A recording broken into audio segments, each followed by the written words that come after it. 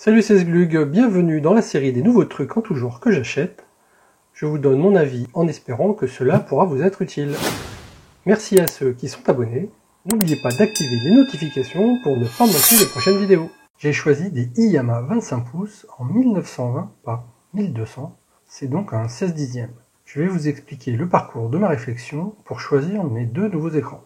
Je voulais aussi lutter contre la fatigue oculaire, avec l'indispensable fonction de réduction de la lumière bleue. Je ne joue plus, donc la fréquence de rafraîchissement n'est pas un critère. À 75 Hz, je pourrais quand même jouer correctement. Jusque-là, j'avais deux écrans 21 pouces, je voulais donc plus grand, pas forcément plus large, mais surtout plus de place en hauteur. La majorité aujourd'hui des écrans sont malheureusement en 16 neuvième.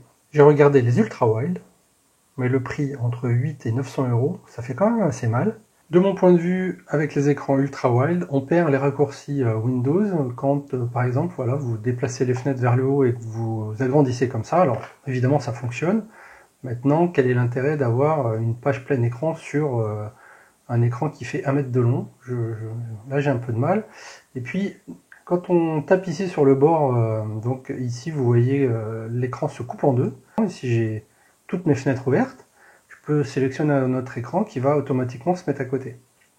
Et donc l'avantage d'avoir ça, c'est que moi qui ai deux écrans, j'ai ça sur l'écran de droite, qu'on voit actuellement, mais j'ai exactement la même chose sur le deuxième écran. Donc ça fait 4 fenêtres côte à côte, mises en place en 3 clics. Avec un ultra wide, j'ai l'impression que c'est moins pratique.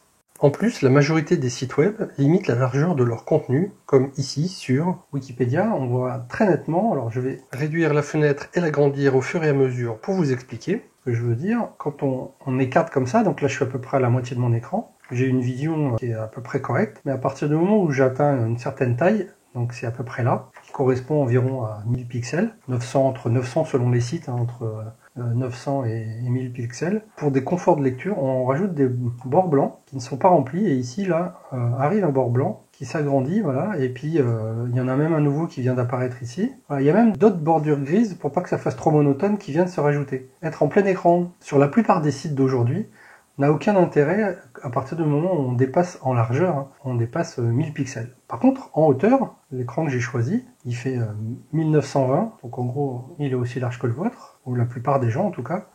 Par contre, au lieu de faire 1080, il fait 1200. Donc j'ai ça en plus. Donc vous pouvez regarder par rapport à vous, sur la page Wikipédia, l'accueil principal, jusqu'à combien de lignes vous voyez. Et ce qui est pour moi le plus intéressant, c'est sur les sites internet de voir toute cette partie-là.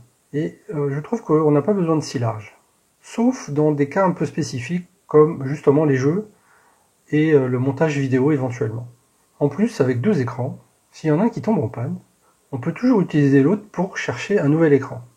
Bref, exit les ultra-wide. Voilà pour ce nouveau truc que j'ai acheté. Utilisez les commentaires si vous avez des questions, partagez, poussoyez, et n'oubliez pas de vous abonner et d'activer les notifications pour ne pas rater les prochaines vidéos.